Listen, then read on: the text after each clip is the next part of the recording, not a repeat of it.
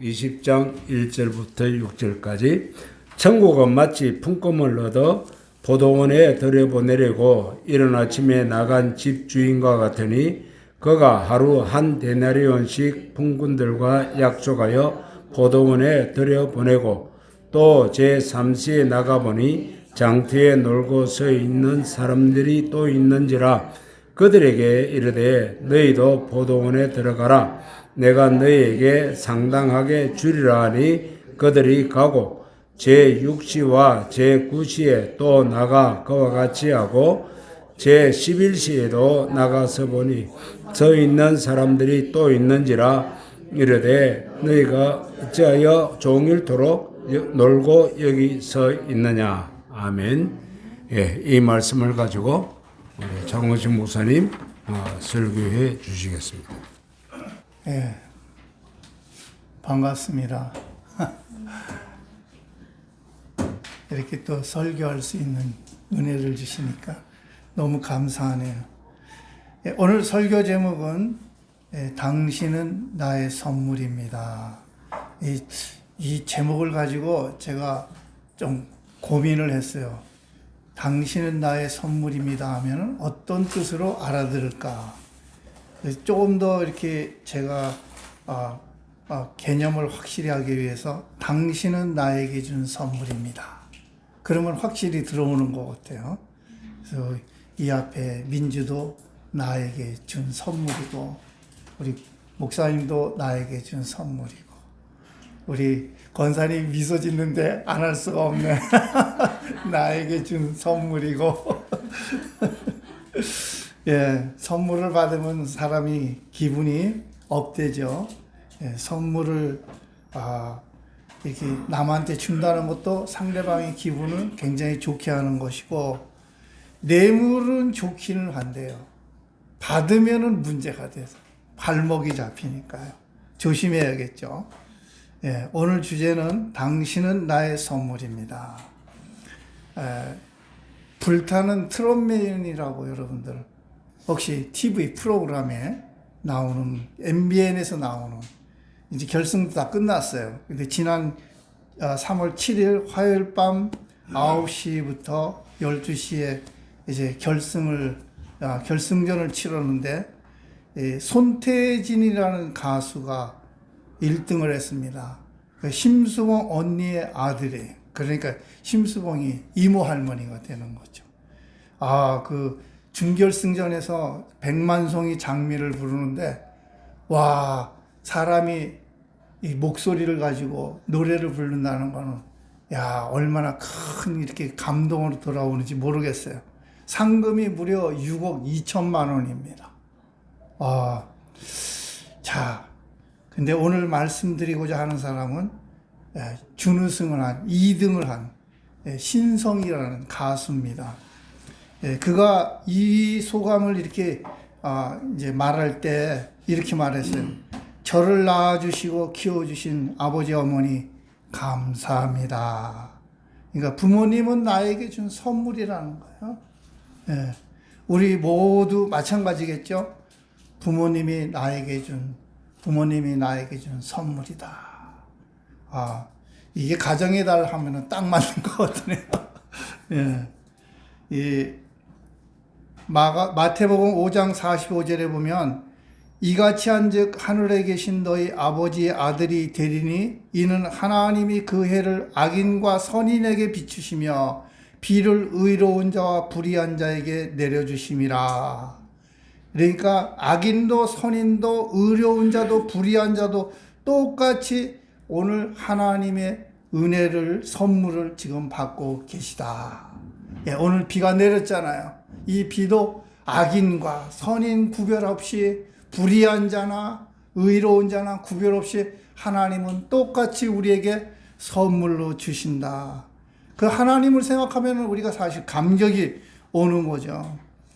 이 선물을 다른 말로 하면 이제 은혜라는 말을 쓰는 거예요.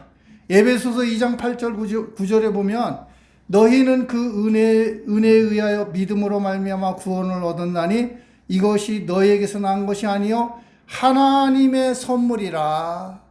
하나님의 선물이라고 이렇게 표현을 합니다. 행위에서 난 것이 아니니 이는 누구든지 자랑치 못하게 함이라. 그래서 하나님 스스로가 여러분들과 저에게 선물이고, 또 하나님의 선물을 받고 우리가 지금 구원을 받아서 하나님과 동행하는 삶 자체가, 이 자체가 선물이라는 것을 말씀하고 있습니다.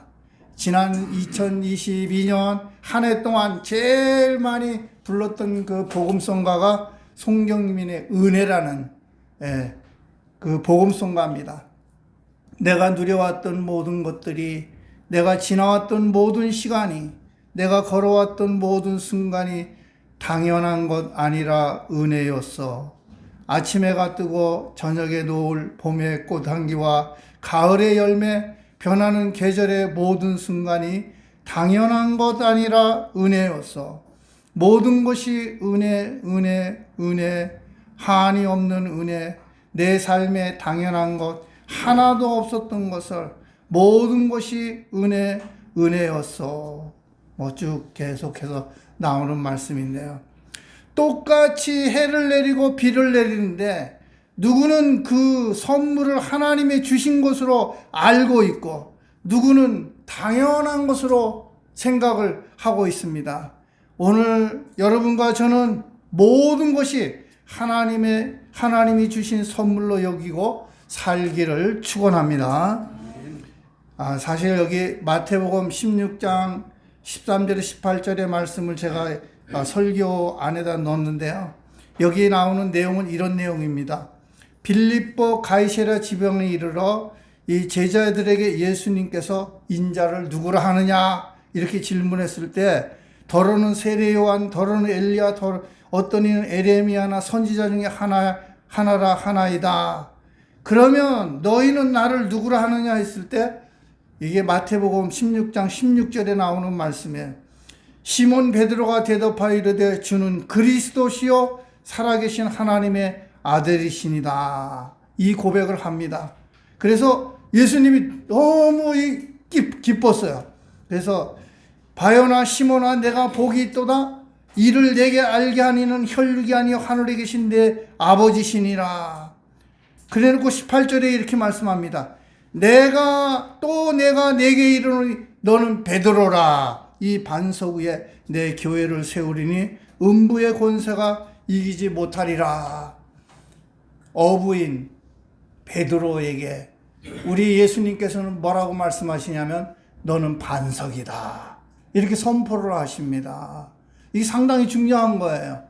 베드로 자신이 생각할 때 내가 어떻게 반석이 될까? 뭐 이런 생각을 했을지도 모르죠. 그러나 하나님께서 말씀하시기를 너는 베드로라. 너는 반석이다. 우리 모두가 사실은 이 주는 그리스도시요 살아계신 하나님의 아들이시라고 고백하는 여러분들은 다 반석이 되는 줄로 믿습니다. 하나님이 그렇게 말씀하시는 거야. 베드로를 바요나 시몬이 베드로라고 우리 주님께서 말씀하셨다 그러면 똑같은 고백을 하고 있는 우리들 모두에게 우리 주님은 그렇게 말씀하시는 거예요. 너희는 반석이다. 베드로다. 아멘이십니까? 또 하나가 있어요. 누가복음 19장에 보면 이 예수께서 여리고로 들어가시니라. 이 삭개오라 이름하는 자가 있으니 세리장이요 또한 부자라. 그가 예수께서 어떤 사람인가 보고자 하여 키가 작고 사람이 많아 할 수 없어 앞으로 달려가서 보기 위하여 돌 무화과 나무는 뽕나무라고 했는데요. 지금 번역이 잘 돼 있어요. 원래가 돌 무화과 나무니까 그 돌 무화과 나무에 올라가니 이는 예수께서 그리로 지나가심이라. 예수께서 그곳에 이르사 쳐다보시고 이르시되 삭개오야 속히 내려오라. 내가 오늘 내 집에 유하여 하겠다 하시니 급히 내려와 즐거워하며 영접하거늘. 원래 삭개의 이름이 삭개오죠. 그러니까 그냥 읽을 때는 삭개오니까 삭개오로 읽었나 보다 하지만 이 삭개오라는 말은 의로운 자라는 뜻입니다. 예수님께서 사람들이 저 사람은 우리의 고혈을 빨아먹는 세리장이야? 아, 그래서 부자가 됐어 하고 전부 다 막 손가락질하는 사람인데, 우리 예수님께서 의야, 의로운 자야, 나무에서 내려오라. 누가 하나님의 아들이신 그분이 이렇게 말씀하실 때 누가 삭개오를 갖다가 비난할 수가 있겠느냐, 이 말씀입니다. 우리 모두가 다 죄인이요, 우리가 하나님 앞에 나설 수 없는 모자란 사람들이지만 우리 하나님께서 말씀하실 때 야, 의로운 자야, 이렇게 말씀하시면 우리는 하나님이 인정하는 의로운 자가 되는 줄로 믿습니다. 좀 부가해서 말씀드리면 로마서 8장 30절과 30절에 34절에 이렇게 말씀해요. 또 미리 정하신 그들을 또한 부르시고 부르신 그들을 또한 의롭다 하시고 의롭다 하신 그들을 또한 영화롭게 하셨느니라. 그런즉 이 일에 대하여 우리가 무슨 말을 하리요? 만일 하나님이 우리를 위하시면 누가 우리를 대적하리요? 자기 아들을 아끼지 아니하시고 모든 사람을 위하여 내어주시니가 어찌 그 아들과 함께 모든 것을 우리에게 주시지 아니하겠느냐? 누가 능히 하나님께서 택하신 자들을 고발하리요? 의롭다 하신 이는 하나님이시니 누가 정죄하리요? 죽으실 뿐만 아니라 다시 살아나신 이는 그리스도 예수시니 그는 우리 우편에 하나님 우편에 계신 자요 우리를 위하여 간구하시는 자신이라. 하나님이 우리를 의롭다고 하는데, 내가 비록 모자라고 세상에서 내가 죄인으로 몰렸다 할지라도, 세상에서 손가락질한다 할지라도 하나님이 우리를 의롭다고 하시면 아무도 대적할 자가 없다는 겁니다. 하나님은 우리에게 선물로 오신 분이십니다. 하나님이 선포하시면 그대로 되는 줄로 믿습니다. 오늘 이제 본문에 들어가는 거예요. 지역마다 인력시장이라는 곳이 있어요. 이른 아침 일찍 인력시장에 나가면 일하려고 하는 사람들이 아주 오글오글 이렇게 한국에도 이렇게 모여 있습니다. 그러면 이제 고용하려는 사람이 일하려는 사람들 중에 이제 사람을 설당 이제 선택을 하고 일당을 얼마로 약속하고 이제 일을 시키는 거죠. 일자리를 이제 거기서 뽑히는 사람은 그날 하루 기분이 좋은 거죠. 이게 얼마나 좋겠어요. 야, 내가 이제 드디어 일을 해서 일당을 얼마 벌어가지고 내 가족 식구들이 먹을 양식을 사가지고 들어갈 생각하니까 이 마음이 뿌듯하잖아요. 예, 이런 마음이 있는 거예요. 그렇지만은 허탕을 일자리에 뽑히지 않는 사람들은 이 가슴에 막 불안감에 막 걱정할 것들이 이제 많이 생기고, 거기에 또 절망감, 자괴감, 막 여러 가지가 막 버무려져서 이렇게 있는 거잖아요. 하루 벌어서 하루 먹는 하루살이 인생들입니다. 누군가 불러주지 않으면 일할 수 없는 사람들이에요. 이들에 대한 그 포도원 주인의 그 연민과 긍휼은 아주 가득했어요. 그래서 9시에 우리나라 이제 시간으로 9시에 또 12시에 오후 3시에 오후 5시에도 사람들을 데려다가 계속 이렇게 일을 시킨 겁니다. 일할 기회를 제공받은 그 자체가 사실 은혜입니다. 9시에 처음에 뽑힌 사람은 아마 마음이 뿌듯했을 거예요. 야, 오늘 하루 일당으로 내 식구를 먹여 살리겠구나. 이게 웬 은혜인가, 이런 생각으로 시작을 한 거예요. 그런데 특별히 마지막 오후 5시에 온 사람은 이게 나한테는 웬일인가? 이제 1시간만 일하면 끝나는데 뭐 이런 생각들을 가졌을 거 아니에요. 그래서 너무 감사해가지고 이거 정말 뽑힌 것만 해도 황공무지로서이다, 뭐 이런 생각을 갖다가 했겠죠. 한 데나리온씩 계약하고 일하게 했는데, 그리고 똑같이 약속대로 한 데나리온을 이렇게 주는 겁니다. 하나님의 은혜는 무궁무진해가지고 9시에 온 사람에게도 은혜를 끼쳐주시는 거고, 12시에 오는 사람도, 오후 3시에 오는 사람도, 오후 5시에 오는 사람에게도 하나님께서는 그 연민과 사랑으로 그들에게 모든 것을 다 쏟아주신 거예요. 그런데 마귀가 이런 생각을 갖다가 집어넣는 거예요. 이게 참 우리에게 위험한 거예요. 이 비교의식과 행위에 대한 보상의식이 이렇게 싹 트는 거예요. 자격이나 조건에 대해 부름을 받았다고 생각하는 거예요. 이거는 은혜로 지금 이 담당하는 일들을 말하는 겁니다. 한 대라론을 주는 것은 주권적인 문제, 포도원 주인이 주는 겁니다. 거기에 대해서 왈가가 불가할 수가 있는 그런 문제가 아닙니다. 그런데도 먼저 온 자들은 그것을 망각하고 저 사람이 5시에 온 사람이 한 대라론을 받는다 그러면 나는 좀 억울한 생각이 드는 거예요. 이 속에 막. 예. 그러니까 내가 일을 더 많이 했는데 왜 나중에 5시에 온 사람 1시간 일하고 저 사람이 똑같이 주는가. 이게 이제 비교의식이 들어가고 그러다 보니까는 내가 한 것이 더 많은데 하는 내 행위에 응당한 그 보상을 받아야겠다. 이런 생각을 갖게 되는 겁니다. 조금 더 깊이 이렇게 들여다보면은 이 보상심리, 공로의식, 이게 사실 상당히 문제가 되는 겁니다.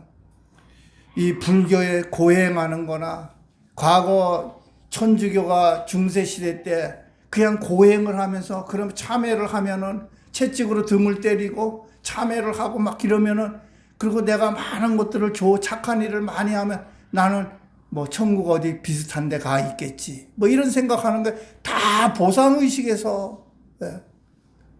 조금 부끄러운 얘기지만 제 후배 목사님은 이 세상에서 가난하게 살아야 천당에 가서는 좋은 부잣집에 기와집에서 산다고 그렇게 말하는 사람이 있어요. 보상심리가 우리가 성경을 보더라도 이걸 보상심리로 자꾸만 보려고 그래. 이게 문제예요.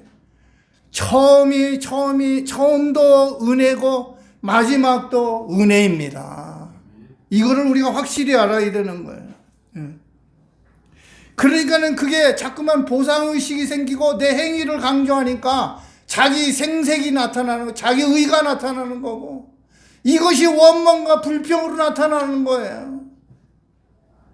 조그만 일에도 감사하고 은혜가 되면은요, 그 원망과 불평은 다 없어지고 새로운 신세계가 여러분들이나 저에게 열리는 겁니다. 이 비교의식이 싹 트니까 야고보서 3장 14절에는 이렇게 말합니다. 그러나 너희 마음속에 독한 시기와 다툼이 있으면 자랑하지 말라. 진리를 거스려 거짓말하지 말라. 사울왕은 다윗과 비교를 하기 시작할 그때부터 이제 마귀의 속삭임에 귀를 기울였고 그것이 패가 망신하는 길로 갔던 길입니다. 비교를 하면 안 되는. 그렇다고 그러면 우리 예수님은 어떠했을까? 이 가이사랴 빌립보라는 지역이 이제 그 16장서부터 나오는데요. 가이사랴 빌립보 지역에서 이렇게 지역이 이제 갈릴리 바다 근처에 있습니다. 그러면 예루살렘은 이렇게 쭉 해서 올라가는 거 길이에요. 이렇게. 여기가 예루살렘이 올라가는 길인데 처음 이제 가이사랴 빌립보에서 베드로가 주는 그리스도시요 살아계신 하나님의 아들이시니다 했을 적에 예수님이 뭐라고 말씀하십니까? 바요나 시몬아 내가 복이 있도다 하면서 이제 말씀을 갖다가 주시는데 네 고백 위에 내가 이 반석을 세우고 네 고백 위에 교회를 세우겠다 말씀하셨잖아요. 그 다음에 중요해요. 예수님께서 뭐라고 말씀하시냐면 내가 예루살렘에 올라가서 저 정권을 받은 실세들과 그리고 이 종교 지도자에 의해서 내가 참담하게 고난을 당하다가 결국은 죽임을 당하고 십자가에 못 박혀 죽고 사흘 만에 다시 살아나리라 이렇게 말씀하신 거예요. 그럴 때 베드로가 뭐라고 말하냐면 주여 그리하지 마소서 하면서 바지가랑이 잡고서 막 꾸짖었어요. 그러니까 사탄아 물러가라. 예수님께서 말씀하신 이 십자가에 못 박혀 죽고 다시 살아나시는 것이 얼마나 중요한가를 예수님께서 다시 말씀해 주시는 거예요. 근데 이 부분을 지금 3번이나 올라가면서 3번이나 이야기하는 거예요. 그게 얼마나 중요한가를 지금 말씀하시잖아요. 3번까지 고백하는데 이 말씀은 뭡니까? 예수님께서 당신 자신이 어떤 일이 벌어질 것을 아는데 그 일을 3번이나 강조하면서 끝내는 십자가로 못 박혀 죽으시고 사흘 만에 다시 부활하신 사건을 어떻게 이해를 하느냐 이 말씀입니다. 예수님은 다시 말씀드리면 당신에게 주어진 십자가가 이것이 은혜이고 하나님이 나에게, 아버지가 나에게 주신 선물이라고 생각하는 겁니다. 이 십자가로 말미암아 온 인류가 구원을 받을 수 있다 그러면 이거는 나에게 영광이고 큰 복이고 이것이 선물이고 은혜라는 말씀을 지금 하고 있는 거예요. 그러면서 제자들에게 말씀하시는 내용은 간접적으로 이런 암시가 들어가 있는 거예요. 너희들은 왜 이걸 모르니? 예. 그래서 궁극적으로 14절에 보면은 이와 같이 나중된 자로서 먼저 되고 먼저 된 자는 나중되리라. 이거 해석하기 쉽잖아요. 무슨 말이에요? 은혜로 시작한 사람이 나중에 행위로 끝나면 그 사람은 나중되는 거고요. 내가 비록 나중에 시작했지만 은혜로 시작해서 은혜로 마치는 사람은 먼저 된 사람이 된다는 거예요. 다른 말로 말씀드리면 천국에서 큰 자는 누구냐? 은혜 받고 은혜로 끝내 알파 오메가 처음이요 마지막이신 하나님처럼 끝내 시정일관 똑같은 은혜로 지속되어서 사는 사람이 하늘나라에서는 큰 자라 이 말씀입니다. 그러나 내가 많은 은혜를 받았음에도 불구하고 자기 생색을 낸다든지 자기 의의를 드러낸다면 그 사람은 천국에서는 가장 작은 자이고 부끄러운 자가 되는, 부끄러운 구원을 받은 자가 되는 것이고 그런 자는 나중된 자가 된다는 말씀입니다. 예수님은 지금 이 말씀을 하신 거예요. 주님은 당신 자신이 아버지가 주신 이 십자가가 선물이고 이게 은혜라고 생각하셨습니다. 웬 말인가 날 위하여 주 돌아가셨나 이 벌레 같은 날 위해 큰애 받으셨나 내 지은 죄 다 지시고 못 박히셨으니 웬일인가 웬 은혜인가 그 사랑 크셔라 주 십자가 못 박힐 때 그 해도 비딜고 그 밝은 빛 가리워서 캄캄게 되었네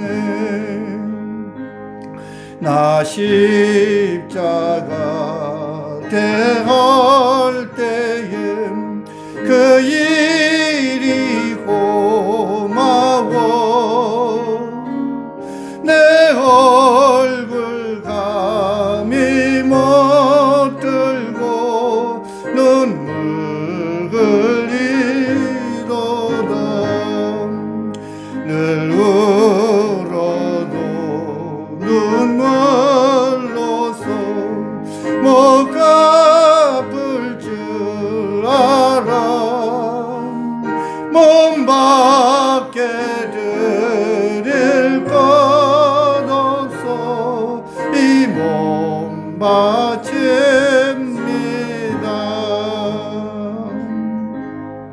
이 장수 성가를 부를 때 저는 이런 심정이었어요. 주님이 십자가에 못 박혀 돌아가시면서 이것이 웬 은혜인가 웬 말인가 그 고통의 길을 걸어가시면서도 이것이 하나님이 나에게 주신 큰 복이구나, 선물이구나. 그러면서 십자가에 못 박혀 돌아가셨습니다. 이 땅에 우리의 모든 삶은 하나님이 우리에게 주신 선물인 줄로 믿습니다. 내가 사람을 만나는 것도, 여기 제가 우리 청암교회 교인들을 만나는 여러분들이 저에게는 다 선물입니다. 하나님이 나에게 인연을 맺어주신 거잖아요. 선물로 생각하면 행복하죠. 기쁘고. 이것뿐만 아니에요, 사실. 이 말씀을 묵상하다 보니까요, 그럼 나에게 주어진 선물이 어떤 것들이 있는가 생각해 봤더니, 가난도, 애통도, 불합리한 일, 고난, 일이 잘 안 풀리는 거, 이것도 사실은 다 은혜입니다. 왜냐하면 성경에 가난한 자는 복이 있다 말씀했으니까, 애통하는 자가 복이 있다고 말씀하셨으니까, 이것도 다 복이구나. 근데 더 이유를 따져보니까요, 하나님이 우리에게 고통을 주신 것은 왜 줬겠습니까? 왜 줬겠어요? 왜 대답이 없지? 잘 되라고. 여러분들 자식들을 갖다가 혼내고 어떨 때는 욕까지 하잖아요. 막 욕은 안 하겠지만 저는 뭐 몇 가지 들었으니까 자식 키울 때 잘 되라고. 그러니까 나에게 돌아오는 어떤 상처, 비난의 소리가 들어와도 나에게 주신 선물이구나 생각하면 모든 것이 다 행복한 거죠, 사실은. 네. 나를 만드시기 위해서 이런 환경을 주셨구나. 그런데 자꾸만 내가 하는 일들을, 내 행위를 자꾸만 주장하게 되면 어떻게 되냐면요, 나는 누구보다도 신앙생활 열심히 했는데 안 하는 사람들이 왜 나보다 더 잘 풀리지? 왜 저 사람은 나보다 부자가 됐지? 왜 저놈은 죄송해요. 저 집에 내가 손가락을 이렇게 함부로 가리킬 수가 없어.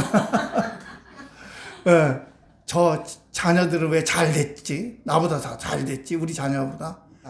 하나님께서 이 포도원의 비유를 가지고 말씀하실 때 처음도 은혜고 마지막도 은혜입니다. 모든 것이 우리에게 주어진 하나님의 선물인 줄로 믿습니다.